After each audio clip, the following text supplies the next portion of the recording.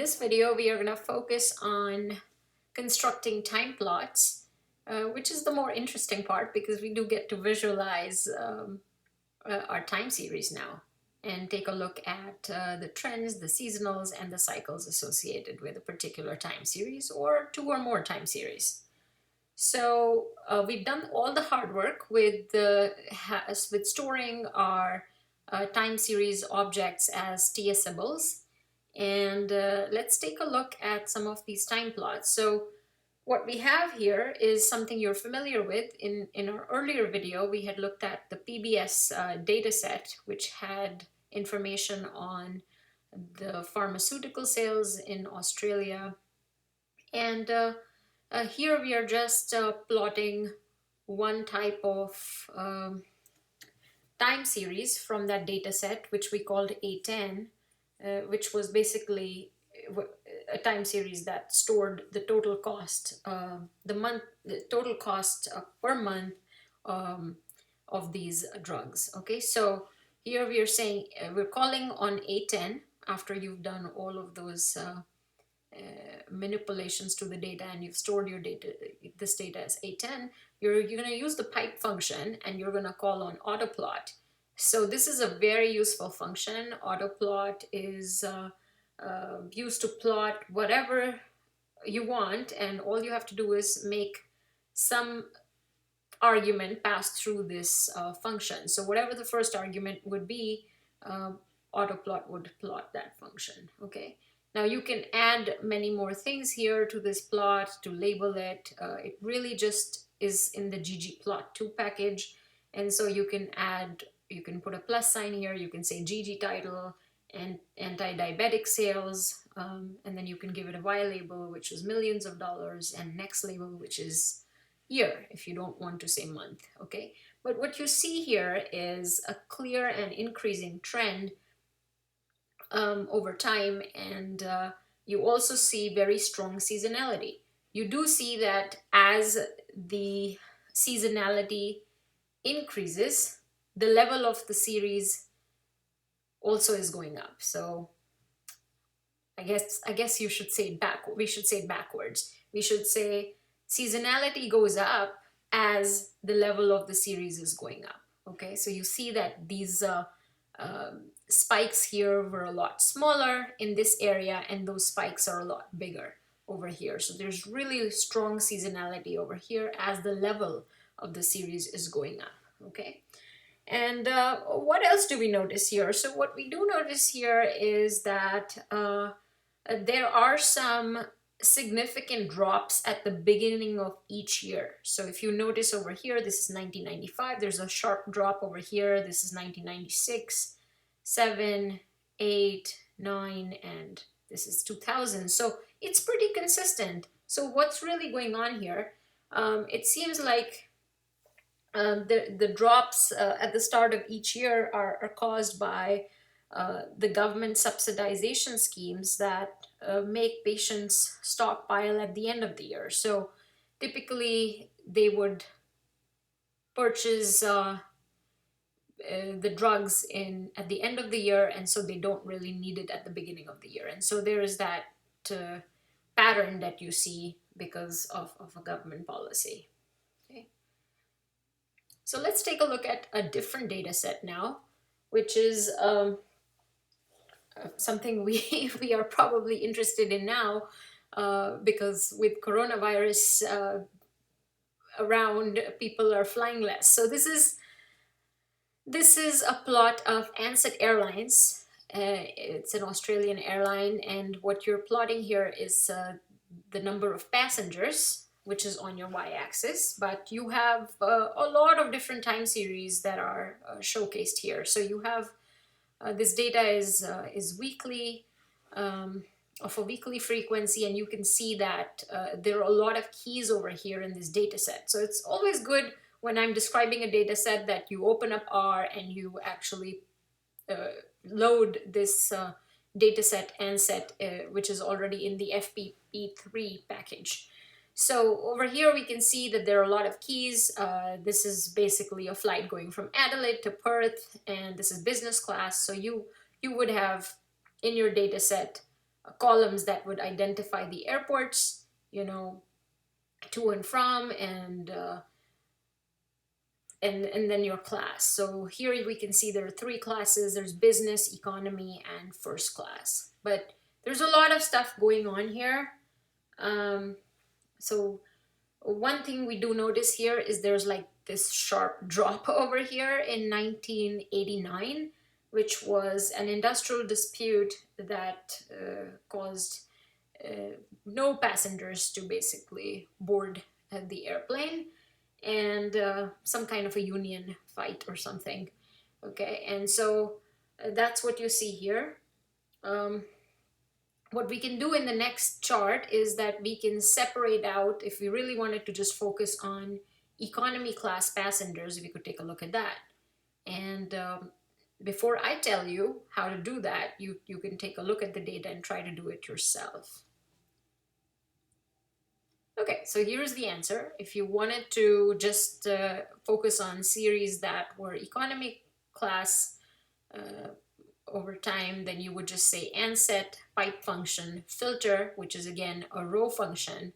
You're going to call on the class. Class is going to be the name of that column, and then that equals economy, right? And economy is a character vector, so that's how you write it. And then you're going to say pipe function auto plot passengers. So now we're only plotting passengers that were traveling economy class. Okay, so this looks a lot more cleaner than everything muddled up together. Okay, next what we're going to do is we are going to look at all passengers that were traveling from Melbourne to Sydney. Yeah, that's it. Okay, so maybe you could try that. Pause the video here. So ANSET, right, again, pipe function, you're going to filter by airports, which is your column, and you're going to say anyone who's going from Melbourne to Sydney, and you're going to use the pipe function again and auto plot passengers. You see this neat chart which comes up for the three classes, business, economy, and first. Obviously this makes sense because there's a lot more passengers in economy class because those are cheaper tickets than in business or first class. But there's something interesting going on over here, and which is, there was a period of reduced load in 1992, maybe post 1992.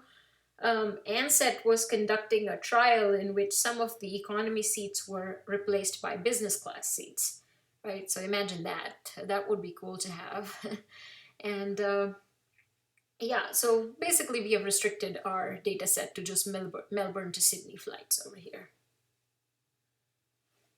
Okay, and we can also see some large dips in load at the start of each year. If you look at 1990, 1988, or you look at 1990 over here, 1999 over here, there's some large dips that are seen, and that is just sometimes just caused due to holiday effects. Okay.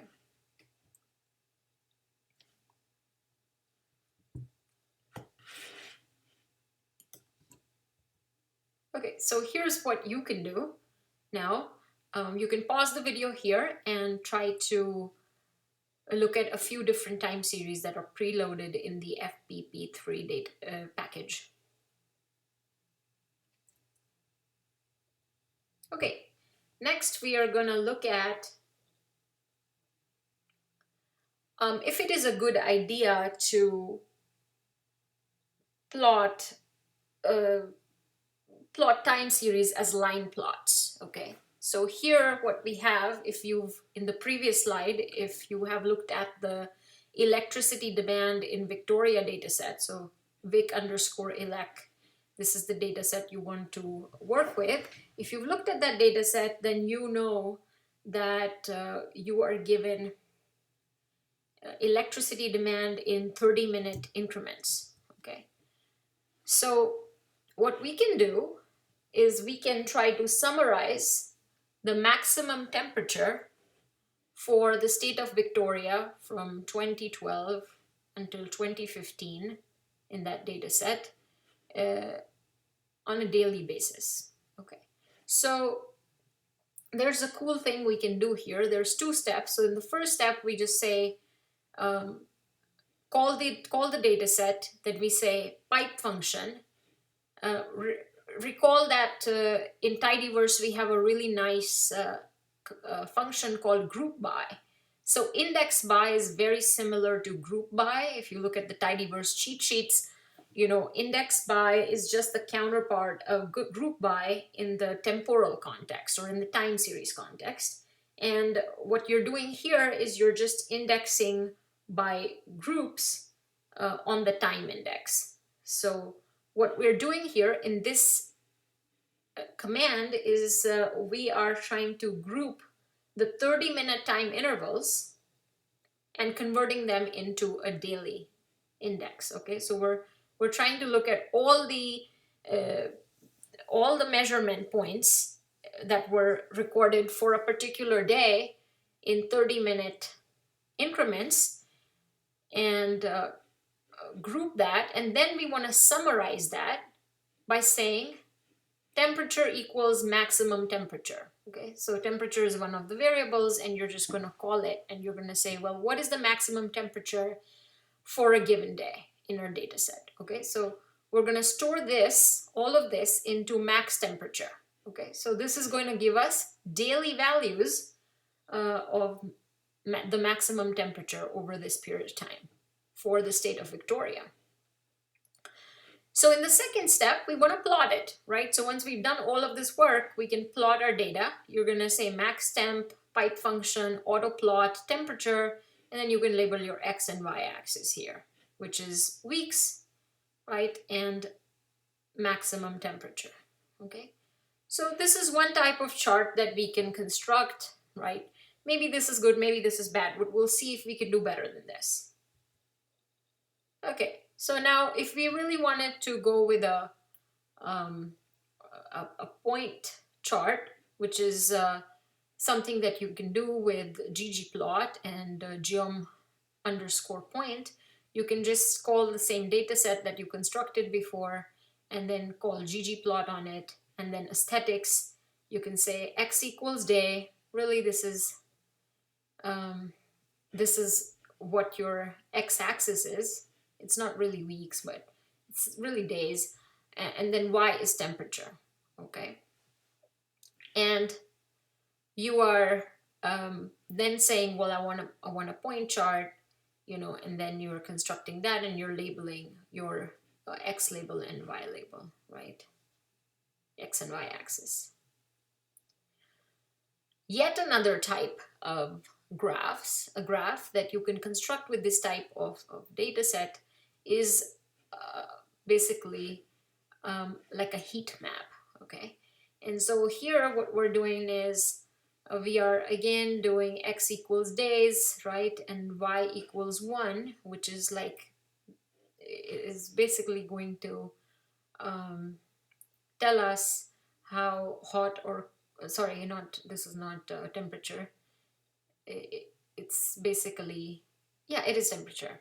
So this is basically telling you, it's not electricity demand, I mean, this is temperature. You can basically see whether we are in high temperatures, which is the red bars over here, or purple, which is like cooler temperatures over here, right? So you see kind of a pattern over here that, you know, every now and then you will have these purple bars. These are just seasons, right? So this is what you're finding here, but you can do like this is a tile chart, so you can do, instead of doing geom_point, you can do geom_tile, and you can say, well, fill temperature into all of these tiles that you see. And then these are some other kind of things you can do with your legend over here. If you wanted to color code it, you can say, well, if you have lower temperatures, then color that navy. I don't think this is navy though, but anyway, this is purple to me. We can, this is just going to be this whole color argument here, but this is mid equals yellow, So if you have something that stands in the middle of the distribution, you give it a yellow color, high equals red, and the midpoint is about 28 degrees Celsius, right? So this is not Fahrenheit, this is Australia, this is all measured in Celsius. And then you can get rid of the Y labels here because this is just a color-coded chart. It's like a heat or a tile chart, heat map or a tile chart. So then you can just say, well, scale underscore Y underscore discrete expand. So you're just trying to limit that for Y equals 1. Okay. Very similar. Okay, so let's move on to seasonal plots. We can take the same data set that we are working with and really see how we can get more and more patterns out of the data, right? The whole point of visualization is to understand, are there different patterns, are there trends, is there seasonality, and how can we visualize it and have or understand more insights about the data. So here we have A10, and we're going to call on the gd underscore season command, which is really nice because it allows us to look at the series according to the seasons on the x-axis and then measurement variables on the y-axis. So in general, because the series are monthly in this particular data set, you're going to have the season, which is the month, appear on the x-axis, but it could be anything else. It is just going to be using the season that you have in your data set. Okay, so here you can see that in January there are these there's this like big jump in anti-diabetic drug sales, right? And we can say that, well, why is this happening? Because this might actually be something that customers or patients purchased in December, but it is reported with a lag in this data set that is given by the government. Okay, so when we are actually looking at the monthly data set, that's what we find, that this effect is really not true in January. You really have to dig in and understand the data set. Was there any policy that induces this? The answer is yes. Or is there any delay in reporting the data? The answer is yes. Okay, so really December should be showing those huge numbers, but in the data set it just appears to be January.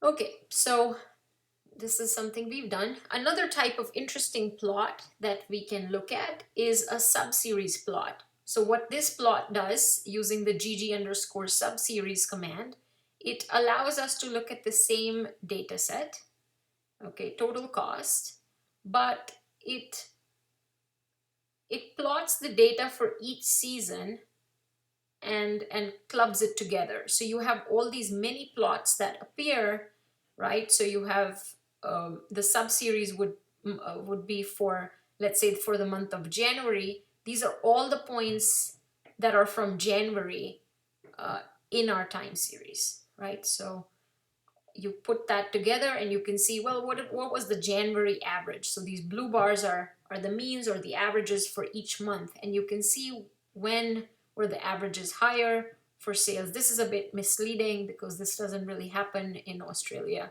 It should really be December, but anyway, this is the data we're working with and we're trying to understand. And similarly for other months, you're clubbing all of these or clustering all of those points together. And so this is really useful. A subseries plot is useful for viewing seasonal changes over time. Here we can see, well, it'll be more interesting if we look at other data sets, but here we can see what's going on, you know, with January averages, you know, probably rising over time, right? And then everything is going up over time. So this is not a good picture of just a country just having more and more drugs or more anti-diabetic sales. That does tell you about the the health of a population too, perhaps. Okay. You can also look at another chart here. This is using Australian production. This is the preloaded data set that we can work with, and we can select um, two things, the time index, right, and whatever we are producing in Australia, which is beer, and we can then limit the chart to 1992 onwards. Okay, so we're gonna say year quarter greater than or equal to 1992, and then we're gonna plot. So you see this amazing seasonality that exists, right? And maybe people are having less beer around here. I don't know why that is, but you do see that change over time. You can do interesting things with this. You can see, well, maybe I cannot figure out when are sales high or low, but I can do a GG season plot on it, and I can see. So I can take beer. I can do GG underscore season on beer, and I can put labels on the right side.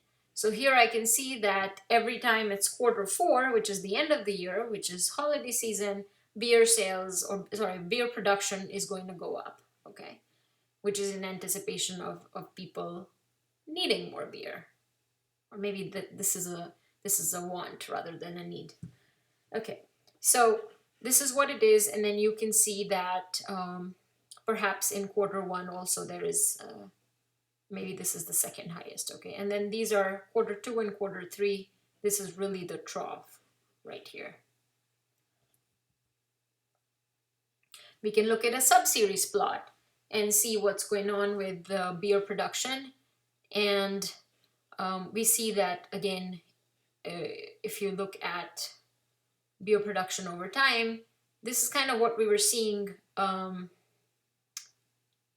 in the chart also, that maybe production was declining towards the latter months, and that's what it is, right? For each quarter, you're able to see this, right? This decline, this decline, this decline over here. And so this is interesting. So next, I think I have a question for you here. You can look at the quarterly tourism data. It's the same tourism data set that was there before on your slides for snowy mountains. So you can basically look at the tourism data set and filter by region, call the snowy mountains, and then you're going to look at some plots and you're going to explore the data and see what you find. Okay, the next thing we're going to deal with is the same data set on electricity demand in the state of Victoria. So one question that comes up again and again is, what do we do if we have multiple seasonal periods? So far we've only looked at seasonality in the context of if it's a monthly time series, then months become the seasons. Or if it is a quarterly time series, then quarters are the seasons. But what do we do if we have data that has more than one seasonal pattern? And it typically would exist, this type of a problem or a question would arise only in a data set that has a higher frequency.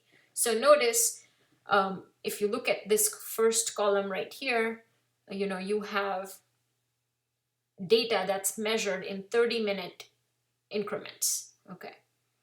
So this is midnight, then this is 12:30 a.m., 1 a.m., and so on and so forth. And then you have electricity demand, which is numeric, and then you have temperature in Celsius, and then you have whether it was a holiday or not, which is interesting over here. So maybe people are using more electricity. Okay.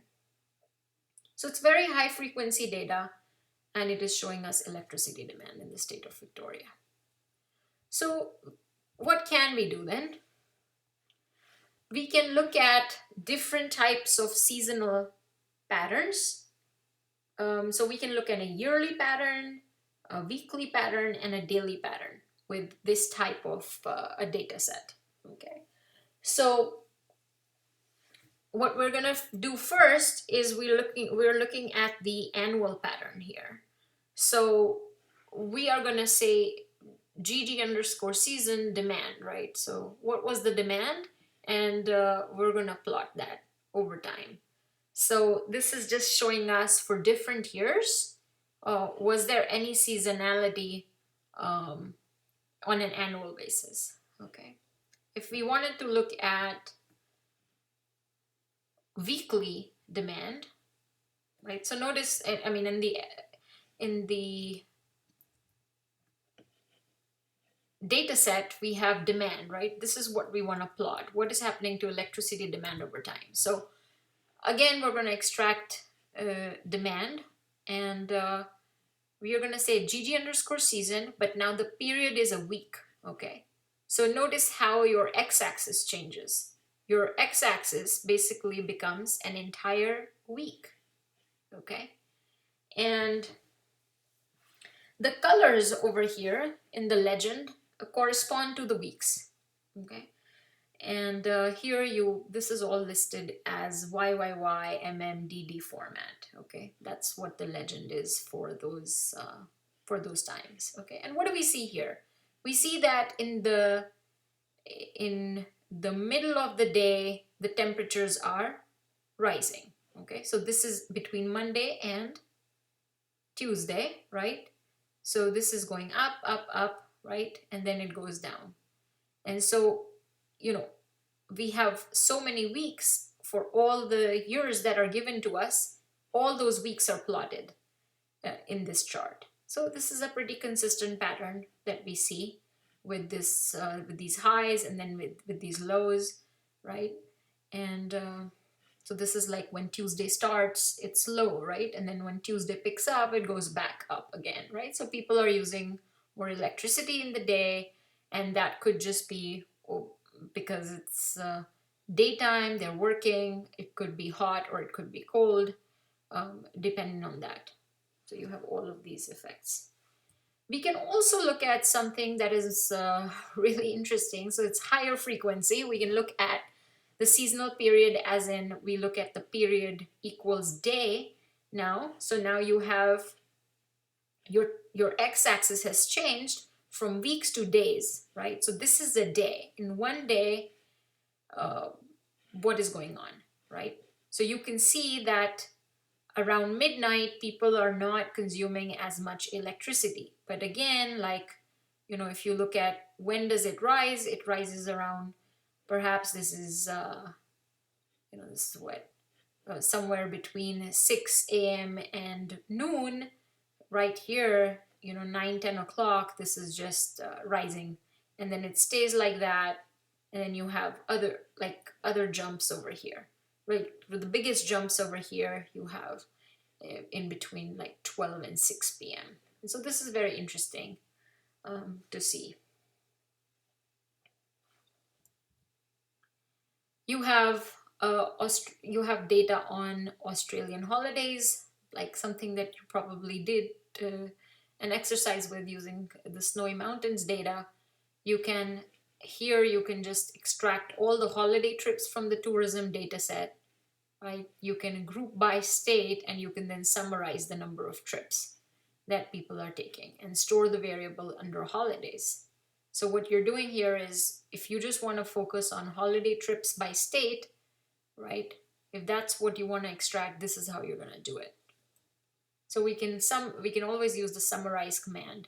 Anytime you want to do an operation, you want to get a scalar for that particular time series, this is what you're going to do. So when we look at what's going on with Australian holidays, we do see that there's a strong seasonality, right? These peaks and troughs, you see that consistently for all the different states of Australia. And we also see that the seasonal peaks don't actually coincide for different states, right? So maybe there's holiday season in one state, but not in another, right? Which is good because you get more options throughout the year.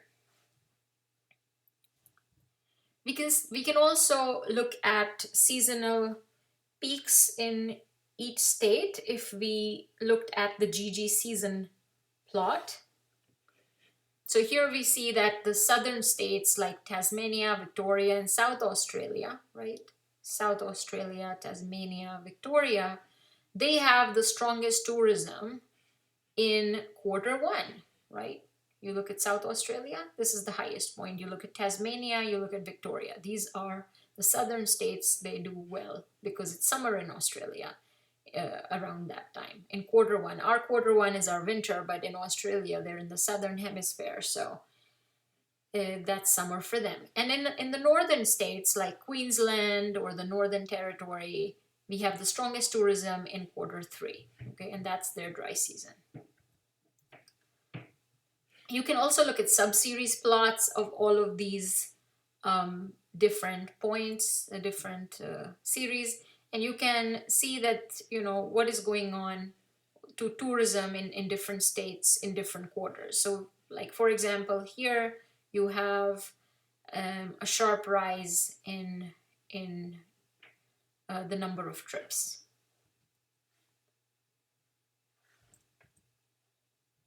Okay, so how do we distinguish between whether we're looking at a seasonal pattern or a cyclic pattern? You know, this, you know, trend is a pattern that exists when there's a long-term increase or decrease in the data, but really people get confused between seasonal and cyclic patterns. Seasonal patterns are more rigid and are caused by seasonal factors like the quarter of the year or the month or the day of the week. But cyclic patterns are much harder to understand, and those patterns exist when data have some rises and falls that are not of a very fixed duration. Okay, and this could be anything longer than 2 years or about 2 years. Okay, so seasonal patterns are of constant length. However, cyclic patterns are of variable length. The average length of a cycle is longer than the average length of a seasonal pattern. And the magnitude or the volatility of a cycle is always much more than that of a seasonal pattern, right? So the variance of it. So here we look at, we can look at other data sets. We have electricity demand. You see this pattern over time. You can see the trend. You can also see that there's a seasonal pattern for electricity demand. But we don't know whether there's a cycle or not. Okay, we can take a look at Australian clay brick production over time, and we can see that you have strong seasonality, but you also have these cycles that appear every few years where clay brick production drops. Okay, so you see a dip here, a dip here, a dip here. So it just seems like every few years that does take place, but there is a strong seasonal pattern throughout. But really, there was a trend in the beginning, but then there was, it's hard to say what's going on in these later years. And so I have many more different time series that you can take a look at in the slides. This is, for example, US employment. We finally are talking about the US here and not Australia. So we can look at employment from the retail trade sector here and look how strong the seasonality is, right? And those dips you probably are seeing, you know, are during the recession. So you see this fall right here. This is like 2008, 2009, you know, that the Great Recession here, okay? And probably this dip right here was due to the 2001 recession. Okay, so we can look at different types of time series here. We have a Amazon closing stock price in this chart, right? And so we can see that, you know, yes, it's been going up, but then it has been going down since October of 2018. And I think if you look at it now, it's been rising up, and then because of coronavirus, it probably is plummeting a little bit. Okay, so there's different types of patterns. There's another data set on lynx trappings in Canada, which is again interesting because you see this. This is not seasonality, but this is really these cycles that appear to be very rigid, right? These peaks appear every now and then. You see this peak, and then this peak, and then there are these other peaks, you know, like you have these local maximas, and then you have these global maximas, right? If you look at a period in time. Okay, so what is the difference between seasonal and cyclic patterns? Seasonal patterns are of constant length. Again, cyclic patterns are of variable length. We have proved that the average length of a cycle is longer than the length of a seasonal pattern, right? We're not looking at everything within a year when we look at cycles. And the magnitude for cycles is much more variable, okay?